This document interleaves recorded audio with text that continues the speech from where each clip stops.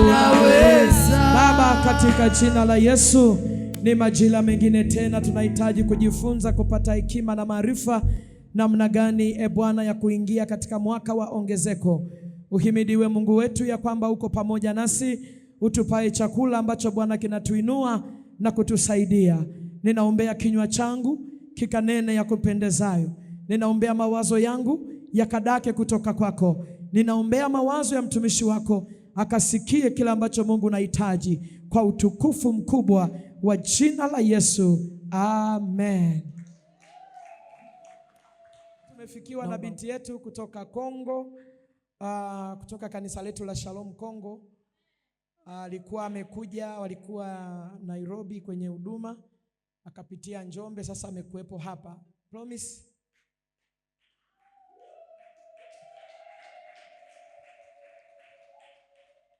Naomba maiki mpe asalimie kwa sababu yuko mmoja. Sogea mbele. Ukuye. Bwana asifiwe. Ni binti yetu mmoja ambaye nampenda sana. Tukiwa Kongo kule ni mchapakazi sana. Amen. Fiwe. Amen. Nafurahi sana. Amen. Kwa jina ni Premise.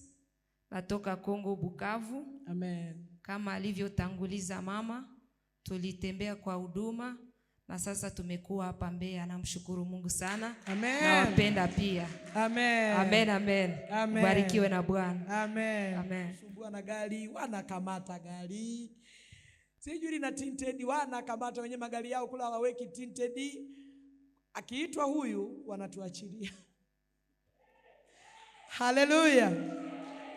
Mahali popote wakituonea, akiitwa huyu, hata pastor anakuambia mtafute Promise aje.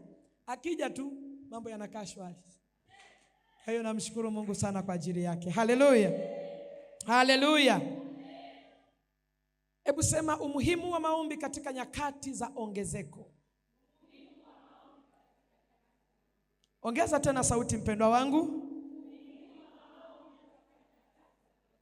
Haleluya. Wangapi leo ndo mara yao ya kwanza kuja kwenye ibada hii? Ukuja juzi? Wow. Okay. Mungu akubariki. Lakini Mungu akupe neema ya kutufuata tulikotokea. Tumekuwa tunajifunza kila maongezeko yanahitaji maombi mengi. Tukajifunza nini maana ya maombi wakati wa maongezeko. Lakini jana tumesimama na kwamba maombi ni hali ya uhitaji wa nguvu za Mungu juu yako uliye dhaifu. Maombi, mtu anaposema twende kuomba, huwezi ukaomba kwa mtu uliye mzidi. Haleluya. Na hata kama ukimuomba huyo uliye mzidi, una uhakika kila alichonacho wewe huna. Huwezi ukaenda kaomba kitu kwa mtu ambacho na wewe unacho. Vinginevyo ni hila tu. Ni hila au kutafuta chokochoko. Lakini uhalisia, mtu anayeomba ni yule ambaye hana. Kwa hiyo kuomba tulijifunza mwanzo kwamba ni unyenyekevu, uko sitasimama. Lakini ni hali ya uhitaji wa nguvu ya Mungu kwako wewe uliye dhaifu.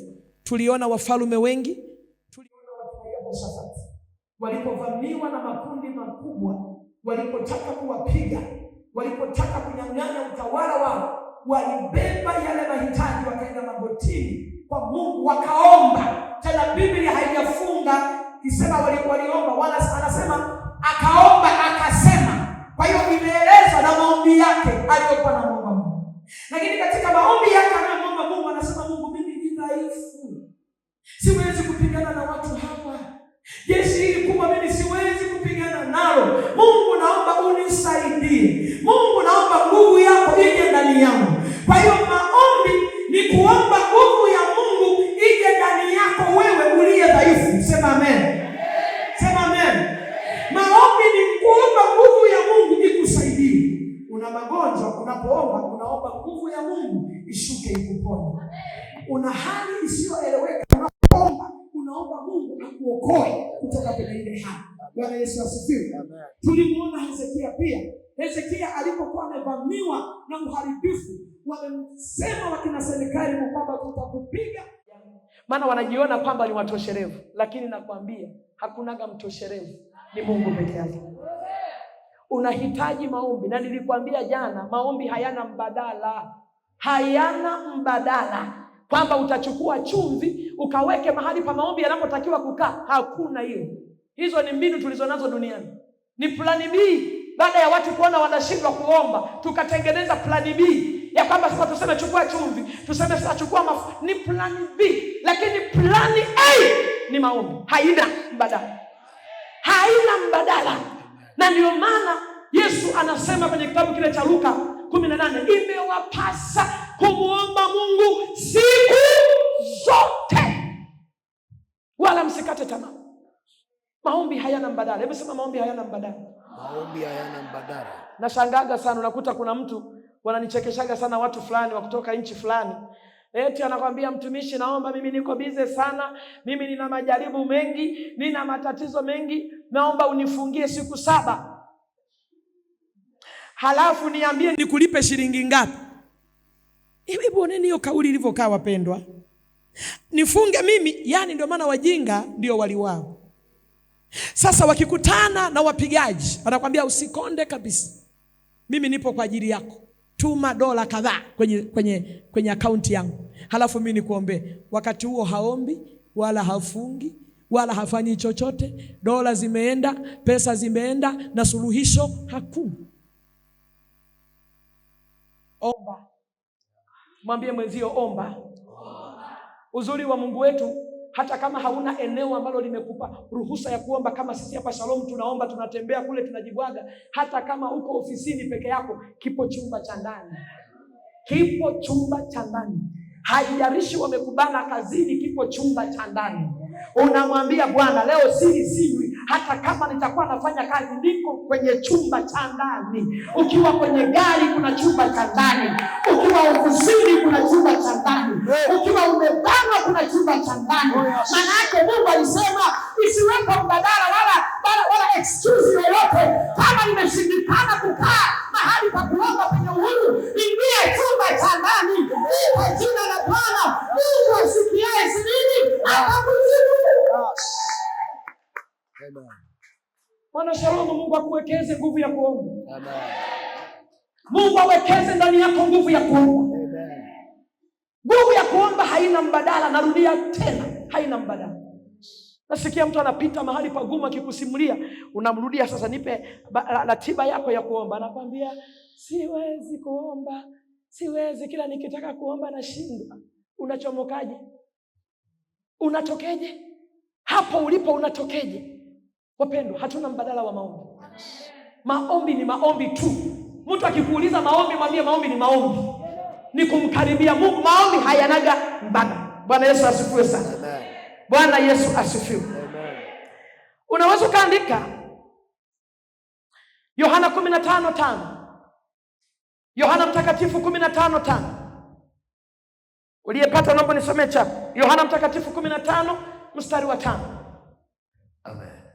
Biblia inasema, mimi ni mzabibu, ninyi ni matawi. Ninyi ni matawi. Akae ndani yangu nami ndani yake, huyo huzaa sana. Huyo huzaa sana. Maana pasipo mimi ninyi hamwezi kufanya neno lolote.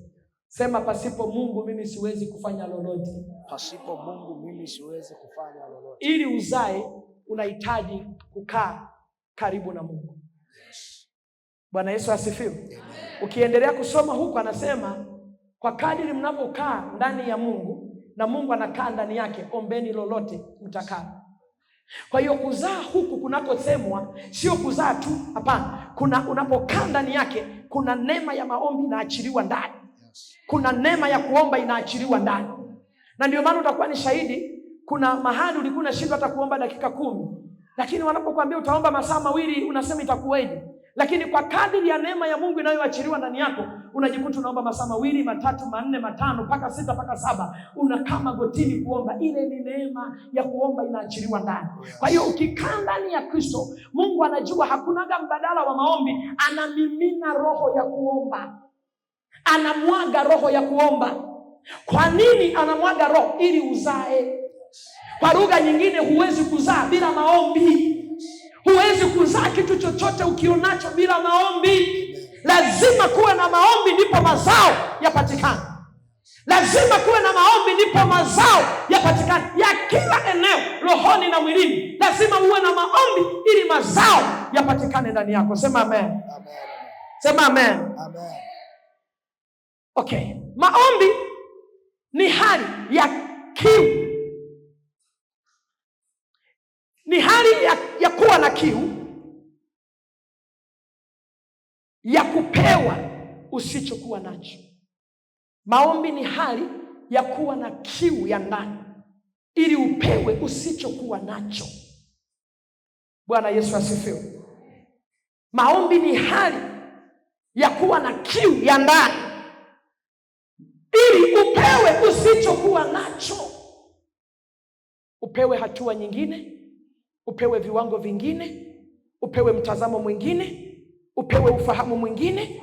Lazima ujikite kwenye kiu ya maombi. Nikisema kiu, hakuna ambaye haijui, hakuna ambaye haifahamu. Kiu wote tunafahamu. Unaweza ukabanwa na kiu ya maji, hata ukipewa chochote hutamani. Na ile kiu, wanasayansi wanasema nini? Ile kiu manake mwili unahitaji maji kwa wakati huu. Yaani unaposikia kiu, sasa ndio unakuta mwingine sasa wapenda soda, sasa unasikia kiu ya maji, wewe unakwenda kuzima na soda. Kiu ya maji, ipatie maji. Maana mwili unakuambia nataka maji. Huku ndani kumepungua maji. Kwenye utendakazi wangu kumepungua maji. Kwa hiyo nataka maji. Unakuta unakunywa maji, ile kiu haiondoki. Manake ongeza viwango vya maji. Mwili wako unahitaji maji sana. Kwa hiyo ile kiu ndio kwanza ni dalili inakuonyesha ndani kuna uhitaji wa maji. Lakini ile kiu ndio inayokusaidia wewe kunywa maji kwa wingi. Bwana Yesu asifiwe. Bwana Yesu asifiwe.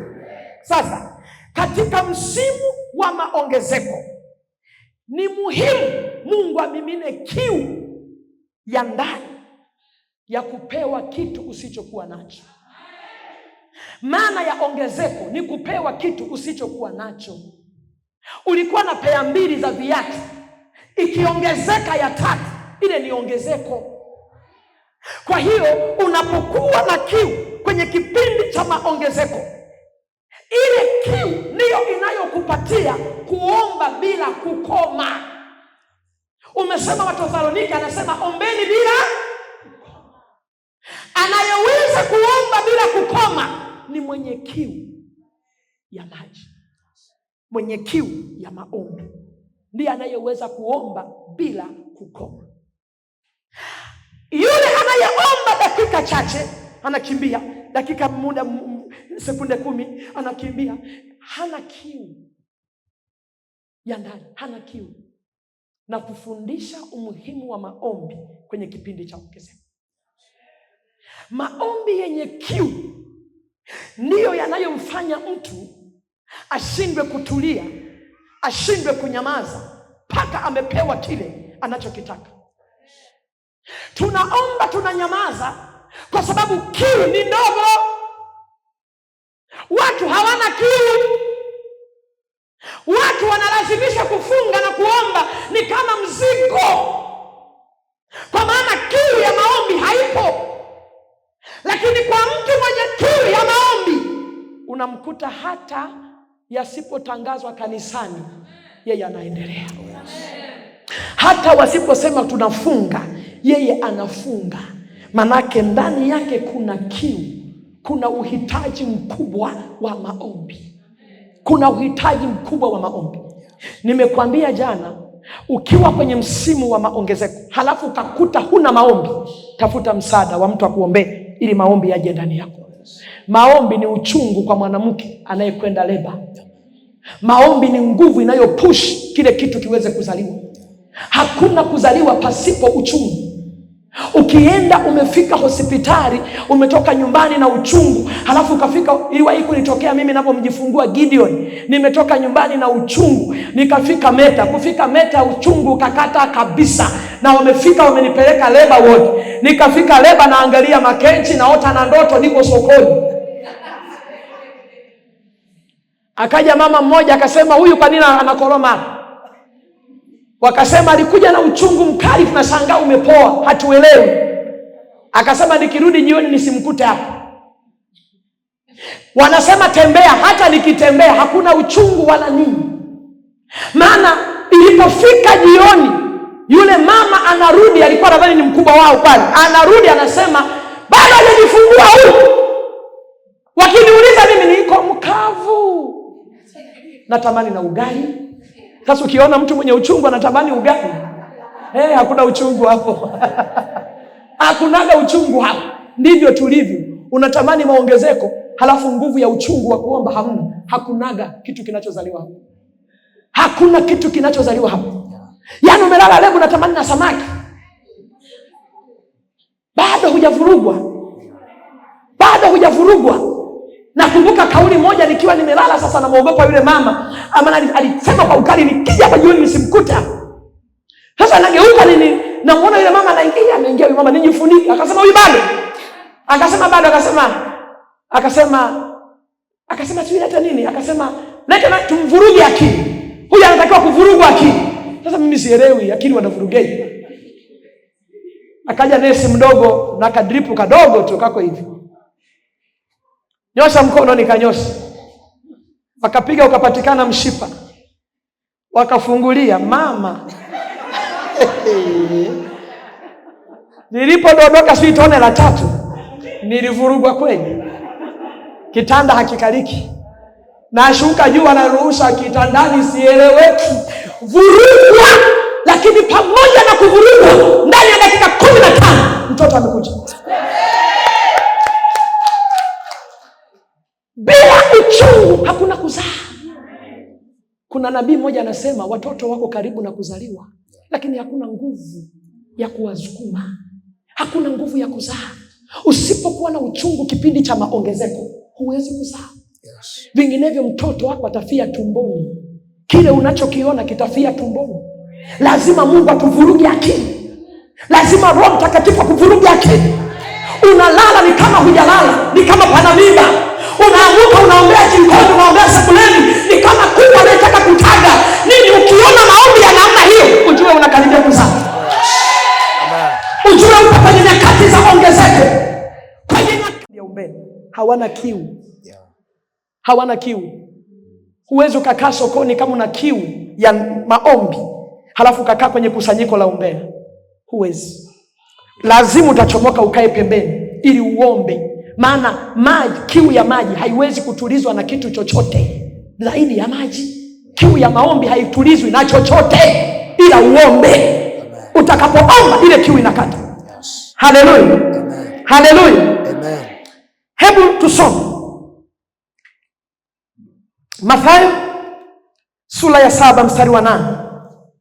Nazungumzia hali ya kiu. Ni kuwa na kiu ya ndani. Mathayo 7:8, kupewa usichokuwa nacho. Mathayo 7 mstari wa 8. Kwenye maombi ndiko utakakomsikia Mungu anaongea na wewe juu ya maongezeko. Amen. Sijui kama unanielewa? Amen.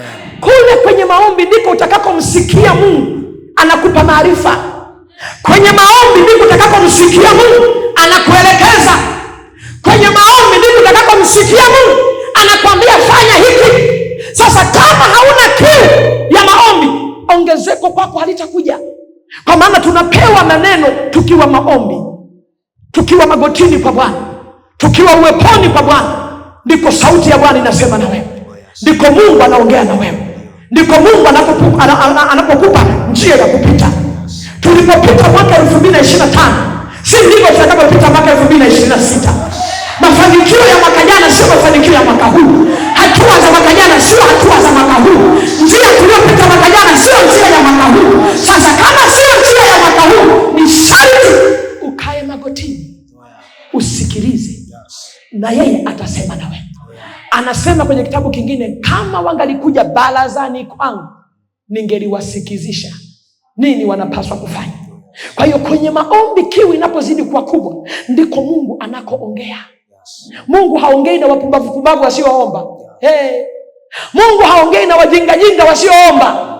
Hapana, Mungu anaongea. Mungu haongei na watu wa kizazi hiki ambacho wamemfanya Mungu kwamba ni kaka yao, ni dada yao. Kwanza sio kaka yao, ni kama mdogo wao. Wanafanya chochote halafu wanadhani Mungu haoni. Kizazi hiki cha kipumbavu sana. Mungu wetu kanuni yake haibadiliki. Kanuni yake haibadiliki. Unadhani ni kitu gani kilimfanya Yesu akae mlimani siku 40 mwanzo wa huduma yake? Unadhani ni kitu gani kilichomfanya Yesu akae siku 40 kabla hajaanza kazi? Alikuwa anahitaji maelekezo. Alikuwa anahitaji maelekezo. Na ndio maana alivyotembea Yesu si ndivyo alivyotembea Yohana Mbatizaji. Alivyofanya Yesu kwenye huduma zake si kama. Na ndio maana wakawa wanamfananisha kwenye huduma yake kama manabii waliopita, lakini sio kama. Wanamuona ni watofauti. Maana mwanzo alipokaa siku zile 40 ndipo alipokuwa anapata maelekezo. Mungu alipomchukua Musa kwenda naye mlimani siku 40, tuseme 80, alipokaa naye siku 80 ndipo alipomwelekeza namna gani hekalu liwe, namna gani atafanya, namna gani huduma itaenda, namna gani atajenga hekalu. Ndio maana anaposhuka anasema hivi, jenga hekalu kama lile nililokuonyesha wapi? Mlimani. Pande zote, panda mlimani, utakutane naye. Utakapokutana naye, hatanyamaza kusema na wewe. Ni kawaida ya mchungaji kuongea na kondoo wake. Ni kawaida ya mchungaji kuongea na kondoo wake. Na washangaa hata wanao maombi. Umedrop destiny yako. Umeacha hatima yako. Umekimbia hatima yako. Kwenye maombi ndiko unakopewa wewe ni nani. Na utaendaje, na utatembeaje, na utasimamaje. Hii mifanano tulionayo siku hii tunashindwa kusogea kwenye maombi, maana tunaona ni gharama. Nataka nifanye huduma, unaigilizia. Unataka uende hapa, unaigilizia. Unataka utumishi, unaigilizia. Ndio mahali ambapo tumepoteza utumishi wa Mungu wenye viwango vinavyostahili, kwa sababu tumekuwa wajibu kusogea barazani pake. Tumekuwa hatuna kiu ya kusogea tukapate maelekezo. Anasema yeyote ambaye hupokea nini? Hupokea mawazo mapya, hupokea hatima mpya, hupokea njia mpya, hupokea namna gani aende, hupokea namna gani afanye kazi. Sema kiu ya maombi. Kiu ya maombi. Sema kiu ya maombi. Ukiwa kwenye maombi kama haya, umejitoa kwamba Mungu unafunga. Sikiliza kila wazo linalotoka kwa Bwana. Usipuuze kile Mungu anachosema na wewe. Hapa ndipo nakutana na walokole wengi wasiojua, nadhani kwa kukosa elimu. Anasema nimefunga lakini sijaona. Ulisikiliza alichokuambia? Ulielewa alichokuambia? Kusema Mungu anapoongea ana aina tofauti anazoongea. Kuna muda atakuja kama ngurumo, kuna muda atakuja kama sauti inongonezayo, kuna siku atakuja kama wazo, kuna siku atakuja kama tu, yani kama kitu tu. Tunasemaga nikasikia kitu. Nilipokuwa mahali pale naomba nikasikia kitu moyoni. Ndivyo Mungu anavyoongea. Je, umeweka umakini katika kile anachosema? Hatuwezi kufunga siku 28 Mungu asiseme na sisi. Haiwezekani. Haiwezekani. Kwamba tumekaa magotini siku 28 Mungu asiongee. Haiwezekani. Lazima Mungu anaongea. Ila je, unayajueje mawazo ya Mungu? Unajueje sauti ya Mungu? Unajueje Mungu anavyoongea? Unapokuwa kwenye maombi, na hata kama sio haya, ni maombi mengine, ukasikia wazo linakushukia, libebe lile wazo. Libebe lile wazo. Libebe lile wazo. Sikiliza nikwambie, kama ni la kimungu lichukue, tembea nalo. Na ndio maana huwa tunasema tukiwa kwenye maombi lazima tunashughulikia falme za adui zisidili na sisi. Tunakemea hila za adui zisitupe sauti yake. Kwa tukivunja vile, manake tunakata connection kati yetu na ulimwengu wa adui, ya kwamba shetani asitupe mawazo yake mabaya. Tunachotaka ni mawazo yatokayo kwa Mungu. Na ndio maana Biblia inasema ninayajua mawazo ninayokuwazia, ni mawazo ya kukupa amani katika siku zako za mwisho, ni mawazo ya kukuburudisha. Kwa hiyo kwenye maombi unapokuwa, Mungu anasema kila aombaye hupokea. Hupokea nini? Unaweza usipokee gari, ukapokea ufunuo utakao kunufaisha, mwishoni ukatokea kununua gari.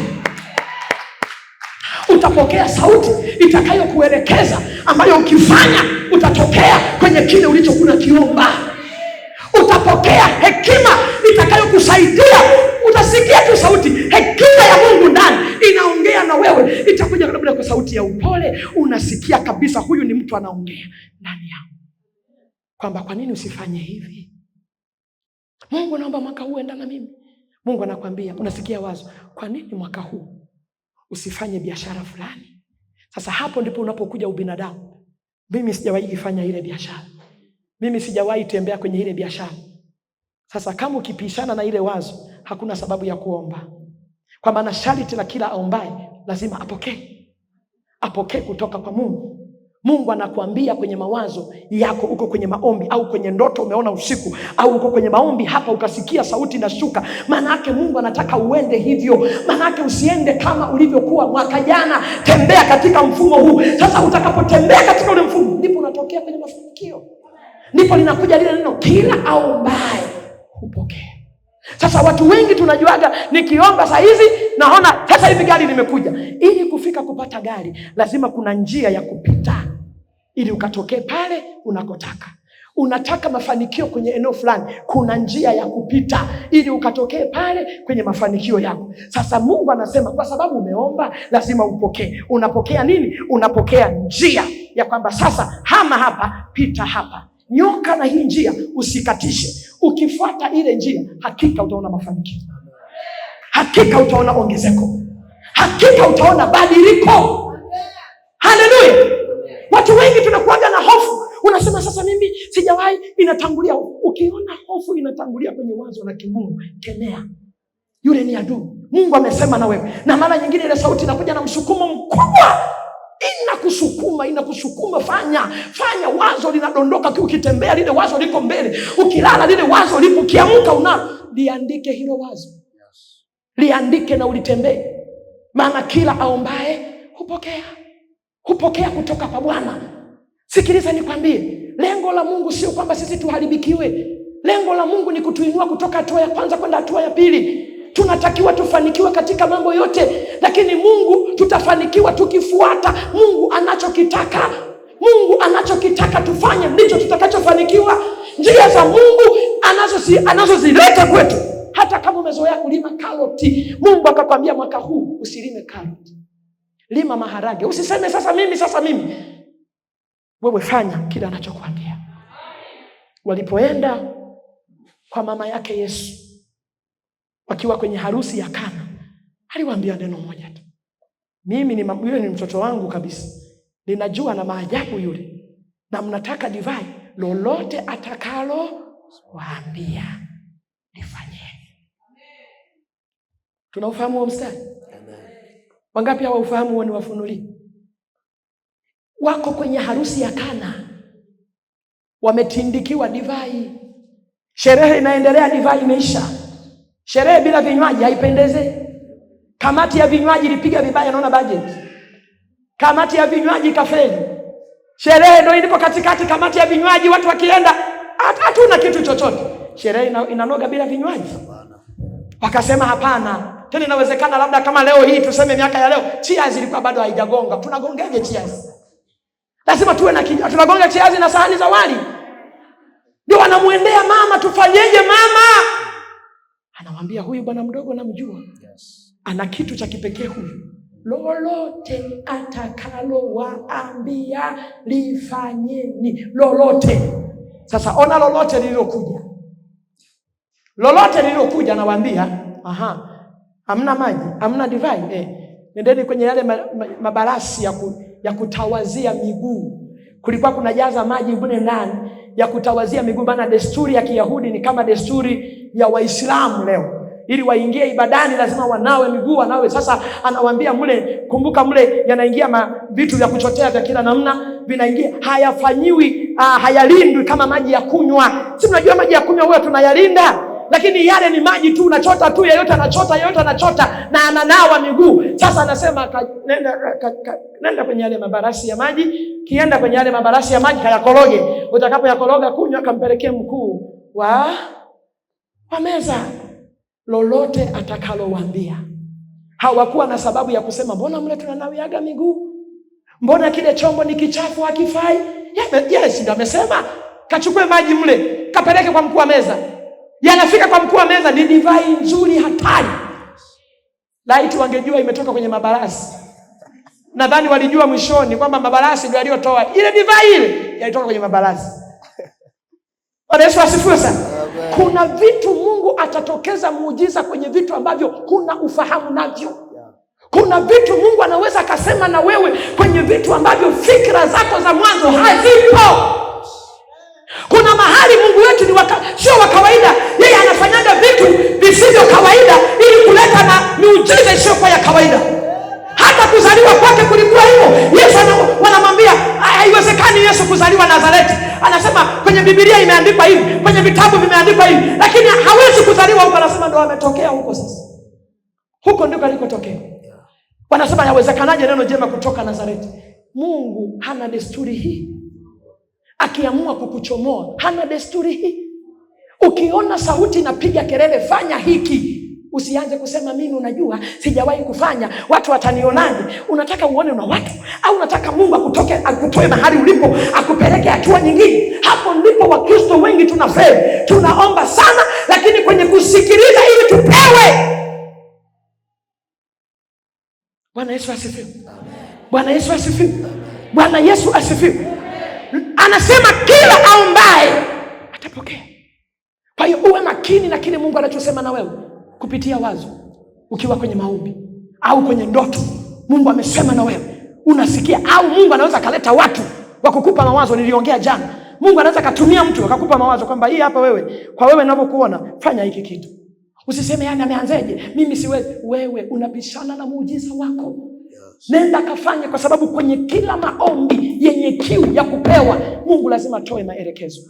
Sema amen kama unanielewa. Sema amen kama unanielewa. Haleluya. Hebu tusome kitabu cha Yakobo 4 mstari wa 2. Yakobo 4 mstari wa 2. Yakobo 4 mstari wa 2. Yakobo 4 mstari wa 2. Ndio. Biblia inasema, watamani wala hamna kitu. Waua na kuoa uifata. Wafanya vita na kupigana wala hamna kitu kwa kuwa hamuombi. Bwana Yesu asifiwe. Sura ya 4 mstari wa 2. Soma kwa pamoja. 1, 2, 3. Watamani wala hamna kitu. Mnatamani, unatamani maisha fulani, unatamani viwango fulani, lakini hupati. Unatamani hatua fulani, lakini haitokei. Mwatamani lakini hamna kitu. Mwatamani lakini hamna kitu. Unatamani yani mimi natamani. Mungu hataki tuishie kutamani. Mungu anataka tupate kitu. Mungu anataka tusikae kwenye kutamani. Mungu anataka tupokee kitu. Sema amen kama unanielewa. Mungu hataki uishie kutamani.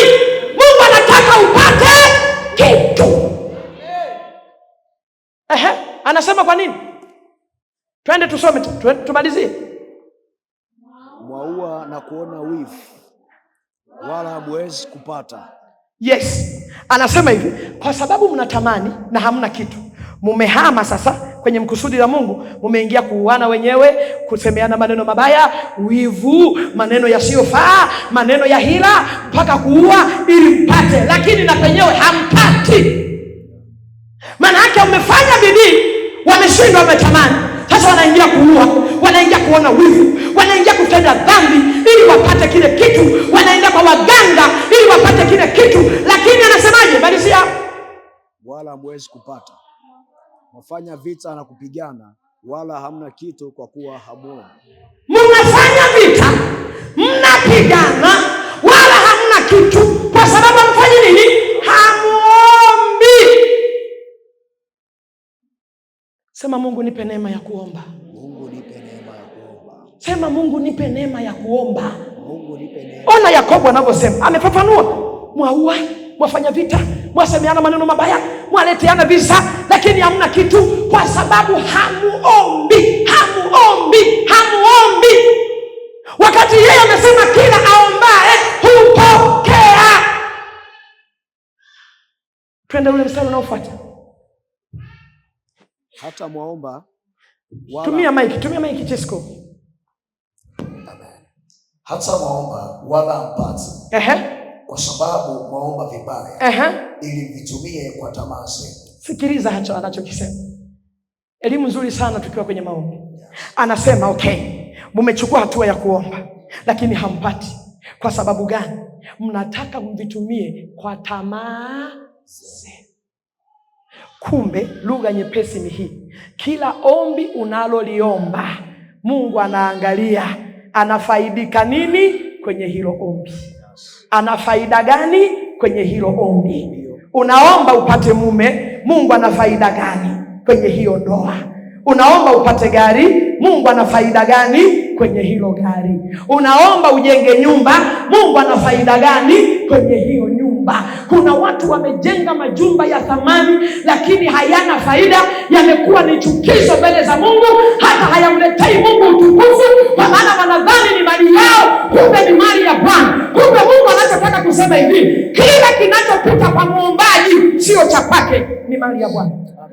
Kila kilichokuja kwa njia ya maombi sio cha kwako, ni cha Mungu. Kwa sababu Mungu anatazama moyo ndani. Hatukidanganya hapo Mungu, mimi Mungu ukinifanyia hivi nitakutumikia. Mungu akizumu ndani ana huyu nitafarakana naye tu. Acha tuendelee mdogo mdogo, akae tu kwanza hapo. Maana akiangalia upande wa pili, umeweka vitu vya kwako, vipaumbele vya kwako kwenye kila maombi tunayotaka yaongezeke. Mungu anataka kipaumbele awe ni yeye. Nilishakwambia Mungu hapendi upili, Mungu anapenda umoja. Mungu anapenda namba moja. Sasa kama wewe unaomba vitu halafu Mungu hana, na ndio maana leo hii mfikirini wapendwa. Ni wapendwa wangapi unakuta kwenye makanisa, sio hapa, makanisa mengi wamebarikiwa, lakini baraka zao zinafaidia kanisa. Baraka zao zinaleta faida kwa Mungu. Baraka zao zinaleta utukufu kwa Mungu. Bwana Yesu asifiwe. Makanisa mengi ambapo tumetembea, hata wewe ni shahidi, unakuta kanisani mtu amepaki magari ya thamani, wengi wako 10-20 wamepaki magari ya thamani, lakini angalia faida yao ni nini? Kwa Mungu faida yake ni nini? Barubu moja imeungua, anataka tuchange na yule muuza mboga mboga. Mungu ana faida na wewe? Nauliza, Mungu ana faida na wewe? Muuza mboga mboga mwenye mtaji wa 7,000 atembeze mboga mboga kutoka Igawilo mpaka Nyang'oro, na wewe una mahela, na wewe unataka kwamba tuchange. Tunaoneana sana huko kanisani. Barubu ya 15,000. Mungu anafaidika nini na wewe? Tuulizane watumishi. Ndio huyu Yakobo anasema mnaviomba lakini mvitumie kwa tamaa zenu wenyewe. Mungu hana sababu, hana faida ya kwenye hicho walichokubariki, hana faida. Sasa tumeingia mwaka 2026. Katika hicho unachokiomba, Mungu ana faida? Mungu ana faida ya kwamba kitakapotokea mkutano, jamani tunaenda Shinyanga, lakini kuna watu wameferi nauli. Je, kwenye kila alichokuinua Mungu unaweza kumsafirisha hata mmoja, kwamba mimi jamani siendi, lakini nauli hii imsafirishe mtu mmoja? Unaweza? Tuulizane swali, jiulize mwenyewe. Ndipo unakuja kuona watu wengi waliokoka wanaomba lakini hawapokei, kwa maana Yakobo anasema mnaomba kwa faida yenu wenyewe. Mungu amekuinua, umeleta chupa ya chai kanisani, tukiwa na wageni, umeleta chupa ya chai nzuri, chupa ya chai ikapasukia kanisani. Miaka yote hautaleta chombo kwa sababu walipasuaga chupa yako. Unakumbuka ule mkutano wa mwaka ule? Si ulikuwa mwaka gani? Umesahau mpaka mwaka. Sijui ulikuwa mwaka gani ule? Nilipeleka chupa yangu ilikuwa nzuri, wakapasua, sipeleki tena. Mbona Elvis akipasua unanunua? Mbona mtoto wako nyumbani akipasua unanunua? Mbona wewe ukipasua chupa unabaki vile vile? Tuulizane wateule wa Bwana, kwamba chupa ulikuwa unaosha ikapa. Je, utaacha kununua chupa kwa sababu chupa zako zilipasukia nyumbani? Si unaenda kununua nyingine? Ndipo nakuja kuona sasa Yakobo anasema mwaomba vibaya kwa sababu mnataka mvitumie kwa ajili yenu wenyewe ili upate. Mungu anataka kuona faida yake kwenye hicho kitu. Kwa faida yake kwenye hicho kitu ulichokiomba na Mungu akakupa, yeye anafaidikeje? Jisikie fahari kufanya kwa ajili ya Bwana. Jisikie fahari kufanya kwa ajili ya Mungu wako. Hivyo nadhani Mungu akakupa hilo genge wewe. Watu wamekaa miaka mingi hawana duka hilo, hawana genge hilo. Una nguvu wewe kuliko wao. Una akili kuliko wao. Usimzuilie Mungu Isaka wako. Tulijifunza Jumapili. Usimzuilie Isaka wako. Mtumishi alisema lengo la Mungu la kumtoa Isaka sadaka haikuwa Isaka, ilikuwa ni kupata mataifa mengi, ili awe baba wa mataifa mengi. Sasa angemzuilia Isaka, mataifa mengi yasingekuja. Ona namna ambavyo tumejizuilia mahali. Ni kweli ulipoleta kanisani chupa ilipasuka. Ona kwamba ni maisha ya kawaida. Kama ambavyo naweza kupasua chupa nyumbani, imepasuka kanisani, ni bahati mbaya. Huduma imekuja, nitafanya tena. Kwa maana kufanya huduma ni sehemu ya maisha yangu. Kumtumikia Mungu ni sehemu ya maisha yangu. Yaani lile godoro langu lilikuwa mpya kabisa. Niliweka na makaratasi kabisa lile godoro. Nilipokuja godoro halieleweki. Mbona una vikojozi nyumbani kwako wanachana magodoro kila siku? Umewahi kuwafukuza ukapeleka kwa jirani? Umewahi kubeba vitoto ukapeleka kwa jirani kwa sababu sio vya kwangu? Tunataka tuombe ili tupokee. Tunataka tuombe tuone matokeo. Mungu manake Mungu anasema nini? Shughulika na nafsi yako kwanza. Ile nafsi ya ndani inayoonaga hivyo vitu, mimi siwezi kufanya, ile ni ubovu wa nafsi. Nafsi yako ni chafu. Manake nafsi inatakiwa ioge. Ikioga nafsi, utajisikia fahari kufanya kazi kwenye ufalme wa Mungu. Utajisikia fahari kufanya kwa ajili ya utumishi wa Bwana. Sema amen kama unanielewa. Sema amen kama unanielewa. Haleluya. Okay. Zaburi 63:1. Zaburi 63. Zaburi 63. Promise 63. 63. Amen. 1. Zaburi 63:1. Biblia inasema, Mungu, Mungu wangu, nitakutafuta mapema. Ndio. Nafsi yangu inakuonea kiu. Inakuonea kiu. Moyo wangu wakuonea shauku. Moyo wangu wakuonea shauku. Katika nchi kame na uchovu. Katika nchi kame na uchovu. Isiyo na maji. Sio na maji. Ndivyo nilivyokutazama. Ndivyo. Katika patakatifu.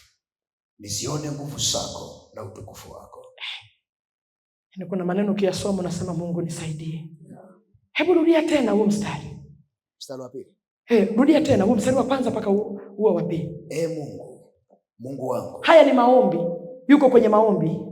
Huyu mtumishi alikuwa magotini anaomba. Analia mbele za Mungu. Ona malio yake, kilio chake ni nini? Mungu, Mungu wangu. Mungu, Mungu wangu. Nitakutafuta mapema. Nitakutafuta mapema. Nafsi yangu inakuonea kiu. Nafsi yangu inakuonea kiu. Mwili wangu wakuonea shauku. Wakuonea shauku. Katika nchi kame. Katika nchi kame na uchovu. Ndio, na uchovu. Isiyo na maji. Ndivyo nilivyokutazama. Ndio. Katika patakatifu pako. Ndio. Nisione nguvu zako. Na utukufu wako. Yaani yeye anatamani kiu yake azione nguvu za Mungu na utukufu wa Mungu. Ndio kiu ya huyu mwimba Zaburi. Nione nguvu zako, nione uwepo wako. Natamani, nina kiu ya kuona nguvu zako, ya kuona uwepo wako. Nina kiu kuliko kitu chochote. Hata hiyo kiu haiwezi kutulizwa na nyimbo, haiwezi kutulizwa na chochote. Hii kiu ninatulizwa na nguvu yako Bwana kukaa ndani yangu. Ninatamani nikuone. Hebu Mungu aweke kiu ndani yako. Kiu ya maombi, ya kulia. Anasema alfajiri, asubuhi, mchana na usiku nitalia. Natamani kuiona nguvu yako. Amen. Amen. Haleluya. Amen. Utaandika Luka 18 mstari wa 1 mpaka ule wa 8. Hapa sitasoma ila nitakuelekeza. Luka 18 mstari wa 1 mpaka ule wa 8. Yesu anazungumza habari ya maombi. Habari ya kumwomba. Imewapasa kumwomba Mungu siku zote, wala msikate tamaa. Akatoa mfano wa mtu mmoja aliyekuwa kiongozi, aliyekuwa kadhi. Mji ule wote unategemea kukata kesi kwake. Anasema kukawa na mtu mmoja mjane aliyezulumiwa, mwanamke mmoja amezulumiwa haki yake. Alienda asubuhi akagonga, alienda mchana akagonga, alienda jioni akagonga, na alipoenda kesho kutwa asubuhi, mchana, jioni, mpaka ikawa kero. Mungu akiweka kiu ndani yako, akiweka kiu ya kuomba, akiweka kiu ya kuomba, hautachoka. Utaomba asubuhi kama hujaomba tena, utaomba mchana kama hujaomba tena, utaita kama bado hujaita tena, maana unatamani upewe. Anasema nipe haki yangu na watu wangu walionidhulumu. Ni wewe mwenye kunipa haki, hatuna mwingine, ni Mungu mwenye kutupa haki. Haki ya uchumi wetu ni Mungu mwenye kutupatia. Haki ya maisha marefu ni Mungu mwenye kutupatia. Haki yenye kustawi ni Mungu mwenye kutupatia. Kama ni Mungu, gonga asubuhi, gonga mchana, gonga jioni, gonga mapambazuko, gonga ukiwa kwenye gari, gonga ukiwa njiani, gonga ukiwa sokoni. Endelea kugonga mpaka umepewa haki. Anasema yule kadhi dhalimu alisema, ananisumbua, acha nimpe. Kila aombaye hupewa. Lakini aombaye wa aina gani? Mwenye kiu. Mwenye kiu. Kuna mahubiri mengi tunaweza tukahubiri kwamba Biblia inageuka hivi. Naweza siku nyingine nikakwambia, au mhubiri mwingine akakwambia, ukiomba amini umepewa. Biblia ni ndivyo inavyosema. Lakini mimi nakwambia usinyamaze paka umekamata mkononi. Usinyamaze paka umemiliki mkononi. Usiseme kwamba Mungu nakuamini umefanya, lakini ukioni mkononi. Mwambie Bwana, shauku yangu ni kupakata mtoto, ni kupakata. Shauku yangu ni kujenga nyumba. Nataka Mungu, sitanyamaza paka nimeona. Na mimi mwana sababu la kuambukiza. Usinyamaze paka umepewa. Paka umekabidhiwa. Paka umepakata. Paka umenyonyesha. Paka umejenga nyumba. Paka umefanikiwa. Paka nyumba yako imekuwa. Paka ndoa yako imetengemaa. Usinyamaze. Amen. Usinyamaze. Ndio maana ya huu mstari wa hii Luka. Aligonga asubuhi, aligonga mchana. Tena inawezekana alikuwa anaambiwa, sawa mama, nimekusikia, nitalifanyia kazi. Mimi siwezi kuishi na neno la kusema nitalifanyia kazi. Nataka kupewa haki yangu. Ndio. Haki yangu. Ili mradi unachokiomba ni haki, usinyamaze paka umepewa. Usinyamaze. Anaweza kaja mtu mwingine kwamba naomba lile sio imani. Mwambie sio kwamba sina imani na Mungu. Ila kiu nilio nayo ni kubwa. Nataka nipewe. Kupewa ndiko kutakako nifanya ni nyamaze. Kupewa ndiko kutakako nifanya ni nyamaze. Kuifanya mbingu isitulie. Asubuhi isikilize maombi ya mtu fulani, mchana maombi ya mtu fulani. Baba nimekuja tena. Baba nimekuja tena. Baba nimekuja tena. Umesema kila ambaye hupokea. Baba nimekuja tena. Naomba haki yangu. Naomba nitembee. Naomba paka mbingu zikupatie. Kupewa ni haki yako. Haleluya mtu wa Mungu. Haleluya mtu wa Mungu. Leo tunamaliza kwa kitu kinachosema katika nyakati za ongezeko lako, omba kwa ajili ya watu walioaminiwa na Mungu kukuvusha hapo. Tunaelewana? Tunaelewana mtumishi wa Mungu? Amen. Nimesema nini? Katika nyakati za ongezeko. Hujanielewa? Katika nyakati zako za ongezeko lako, omba kwa ajili ya mtu uliyepewa na Mungu ili akuvushe mahali ulipo.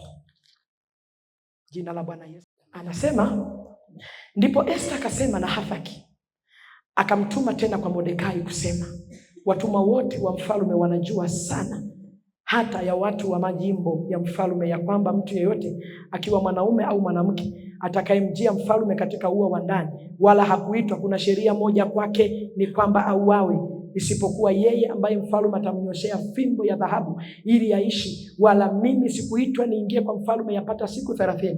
Basi wakamwambia Mordekai maneno ya Esther, naye Mordekai akawaagiza wampelekee Esther jibu la kusema, wewe usijidhanie kuwa wewe utaokoka nyumbani mwa mfalme zaidi ya Wayahudi wote. Kwa maana wewe ukinyamaza kabisa wakati huu, ndipo kutakapowatokea Wayahudi msaada na wokovu kwa njia nyingine, ila wewe utaangamia pamoja na mlango wote wa baba yako. Walakini ni nani ajuaye kama wewe hukujia ufalme kwa ajili ya wakati kama huu? Basi Esther akawatuma ili wamjibu Mordekai. Huu mstari wa 16 ndio mstari ambao nataka niusemee. uende ukawakusanye Wayahudi wote walioko hapo Shushani, mkafunge kwa ajili yangu, msile wala kunywa muda wa siku 3, usiku wala mchana. Nami na mjakazi wangu tutafunga vile vile. Kisha nitaingia kwa mfalme kinyume cha sheria, nami nikiangamia, nani angamie. Sema amen. Amen. Kila ongezeko, sema kila ongezeko, kila ongezeko limefungamanishwa na mtu anayetakiwa kulivusha litokee iwe ongezeko. Kila ongezeko limefungamanishwa na mtu. Unapotamani mwanaume kwamba natamani watoto, huwezi kuzaa mpaka umefungamanishwa na mwanamke. Unapotamani ufanye biashara, hata kama utatandaza vitu hapa, huwezi kufanikiwa mpaka amekuja mtu mwingine anayeitwa mnunuzi, ndiye atakuvusha hapo kukupeleka eneo fulani. Hata kama una vifaa vya ujenzi vyote viko hapo, hautaongezeka mpaka amepatikana mwenye maarifa ya ujenzi ili ajenge vile ulivyoviweka. Tunaelewana kanisa? Sasa katika nyakati za kila ongezeko, kuna mtu anahitajika pale, kuna mtu anatakiwa pale ili ongezeko lako lionekane. Unauza, ongezeko lako inawezekana wakawa ni wateja wako wewe ambao wanatakiwa waje pale kununua. Sasa kila ongezeko linapokuja kwako, Mungu anapotangaza ni mwaka wa ongezeko, omba kwa ajili ya watu walioandaliwa kwa ajili yako, kwa ajili yako, ili waje. Esther amewekwa pale. Huwa nawafundishaga siku zote, Esther kukaa pale haikuwa mpango wa kibinadamu, ulikuwa mpango wa Mungu. Na kwa sababu Mungu alijua mbele kuna kitu gani, Mungu akamweka Esther, akamtoa Vashti akamweka Esther. Sasa Esther alipofika pale akajisahau kula, kunywa, uitwa malkia, kupepelewa, kuogeshwa, kufanya nini. Esther akajisahau. Sikiliza mtu wa Mungu, umuhimu wa maombi kwenye ongezeko ni kwamba tuna wakina Esther wengi wamejisahau, ambao Mungu alikuandalia kabla ya misingi ya dunia kuwekwa. Mungu alikuandalia wakina Esther, wamefika ikulu wamejisahau. Wamesahau kazi yao, wamesahau Mungu aliwaita kwa ajili gani. Sasa Esther anatakiwa, anasikia mjomba wake anaomboleza, analia, anasema mpeni nguo, mpeni nguo, mpelekeni. Mjomba wake akasema litoto lipumbavu hili, litoto lijinga hili, nimelieleza kila kitu kwamba Wayahudi tumepangwa kuuawa, lenyewe limesema nivae nguo, ni muda wa kuvaa nguo huu. Mwambieni amejisahau huyu, atakufa. Hata kama ni mke wa mfalme, atakufa. Ila Mungu amezungumza neno nzuri sana hapa, nalipenda. Ni nani ambaye hakujua kwamba uliujia ufalme Esther kwa wakati kama huu? Manake haukuwa na sifa yoyote, haukuwa na kibali chochote. Mungu alikuweka special kwa ajili ya wakati huu. Sasa wewe umejisahau, kwa hiyo unataka tuuawe. Kumbe Esther wako akijisahau unakufa. Narudia tena, Esther wako akijisahau unakufa. Aliyetumwa kukuvusha akijisahau unakufa maskini. Wakati Mungu alikuandalia mtu wa kukuvusha. Wakati wa kuvuka, Esther wako akilewa na raha akasahau alichotumwa, hakuna muujiza utakaofanyika. Muujiza wa pekee ni Esther kuamuka kwenda kwenye kazi yake. Baba yake Esther anamwambia unapaswa, akamwelekeza. Biblia imeandika kwa kifupi, lakini alimwelekeza. Ndipo sasa akili inafunguka, anasema okay, sasa nimegundua, ninaomba mfunge siku 3. Mfunge, msiombe kwa ajili ya kitu kingine. Ukisoma huku mstari wa huku mbele, nilikuwa nasoma juzi nikasema Mungu tusaidie. Wayahudi walipopewa taarifa ya kuuawa, hawakunyamaza, walifunga, waliomba.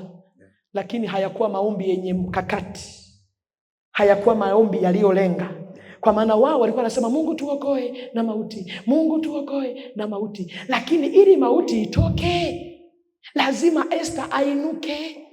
Mungu hakusikia maombi yao walipofunga na kuomba kabla ya Mordekai kumwelekeza Esther. Wayahudi wote walifunga Shushani ngomeni na kila eneo ambako ujumbe umefika, wakaomba, lakini hakukuwa na jibu. Amelala usingizi. Ndipo Esther anasema ombeni kwa ajili yangu. Msikemee mauti, niombeeni mimi. Ni kweli mauti imetangazwa, ila msivunje mauti. Navunja mauti, navunja. Ili mauti ivunjike, lazima Esther ajitambue. Lazima Esther arudi akae kwenye nafasi yake. Ili mauti ivunjike, lazima Esther akae kwenye nafasi yake. Tunachopaswa kuambia, anasema ombeni kwa ajili yangu. Mtafunga siku 3, hamutakula wala kunywa. Maana yake nini? Usifikiri walikuwa naomba kitu gani. Mungu alipokuwa ananifundisha nikasema wao, walikuwa wanamwombea Esther. Mungu tunamwombea Esther, pressure zisije zikapanda. Zikipanda pressure, Esther akifa, sisi wote tumekufa. Mungu simama, Esther asije akavunjika mguu. Mungu akivunjika mguu atakwendaje? Atakuwa amevaa POP. Kama hata miguu ya Esther Mungu asije akavunjika. Mungu tunaombea macho ya Esther yasije yakapofuka. Mungu sikilia macho, maana shetani anaweza kupiga macho tu kwa vurugu, anaweza kuvunja tu mguu kwa vurugu ili ashindwe kutimiza kusudi. Mungu msikilie Esther, kama hata kichwa chake, kama hata miguu ya Esther, asubuhi, mchana, jioni. Yesu tunamwombea, Mungu mulinde mpaka kaingia kwa mfalme. Maana yake nini? Shetani akishagundua huyu ni Esther wako, yeye anaweza kumfyatua. Stori hizo nimezisikia nyingi mno, nimezielewa nyingi mno. Anasema mtoto anasema, mimi kuna mtu alipanga kunisomesha, alikuja kabisa akatoa na ada ya kwanza. Alipotoa ada ya kwanza, yule baba kagongwa na gari, yuko kitandani mpaka leo. Akainuka mfadhili mwingine akataka nifadhili. Yule baba alipotaka kunifadhili akafiekwa, sijui akaondolewa kazini. Sijui yule baba nilipotaka, yule mama kabisa alianza kunionyesha, lakini mara ikatokea. Hamjawahi kusikia mambo kama haya? Anayetafutwa ni nani? Anayetafutwa sio yule aliyevunjika miguu. Anayetafutwa ni mtoto mmoja mwenye hatima, ni kijana mmoja mwenye hatima, ni mtumishi mmoja mwenye hatima, anayetakiwa kupita kwenye huo mgongo wa Esther, anayetakiwa kuguswa na huyo mtu. Watu wengi wamefeli kwa sababu watu wa kuwasaidia wanaondolewa kabla ya wakati wao, kabla ya majira yao. Wamepigwa uchumi kabla ya wakati wao. Shetani hawapigi wao, anapiga kwa sababu uchumi wake ukiwa mzuri, kuna watu watavuka mgongoni pake. Wakati wa ongezeko lolote, omba kwa ajili ya yule atakaye kusukuma kwenye ongezeko lako. Omba kwa ajili ya yule atakayebeba kukusukuma kwenda kwenye ongezeko lako. Mtaje mbele za Bwana. Kama ni mjomba wako amekushikilia, omba kwa ajili yake, usijiombee wewe. Sasa walokole walio wengi atakapojiombea, Mungu katika jina la Yesu mlinde, amen. Mungu nisaidie mimi. Umesahau, omba 85% imuelekee aliyebeba hatima yako. Narudia tena, kama unajua hatima hii ili ifike mahali, kuna Esther amewekwa hapo, 85% ya maombi imuelekee yeye. 15 ibaki kwako. Wewe sio umegeuza 85 unajiombea. Haya, hata ukijiombea mwenzangu na mimi unafanya nini? Unavukeje hapo? Una uwezo wa kukuvusha hapo? Omba kwa ajili ya aliyepewa dhamana. Omba kwa ajili ya Esther wako ili asiharibikiwe. Omba kwa ajili ya Esther wako ili asipigwe. Kama ni kufunga na kuomba, mtaje kwa majina yake, mtaje na watoto wake na familia yake na kila alicho nacho, mtaje. Omba kwa ajili yake kwa uaminifu kabisa. Walokole wangapi wanaombeaga wafanyabiashara? Tuko hapa najua. Wangapi wanaochukua muda mrefu kuombea wateja wao? Nyosha mkono. Wafanyabiashara, vipi Mungu akikuachia machungwa yako mezani? Vipi Mungu akikuachia machungwa yako mezani? Umenunua machungwa mazuri ya Tanga umejaza, alafu wanunuzi hawaji. Utakamua juisi? Utakula na watoto wako? Ili uuze yale machungwa ufanikiwe, unahitaji wateja. Wateja Mungu awalete walioamuliwa. Na ndio maana unakuta sokoni, unakuta mmejumua bidhaa kwa mtu mmoja, mmejumua machungwa kwa mtu mmoja, mmejumua maharage kwa mtu mmoja. Ni shamba moja, lakini kuna mtu anatoka hapa anaruka yale anakuja kwako. Umewahi ona hicho kitu?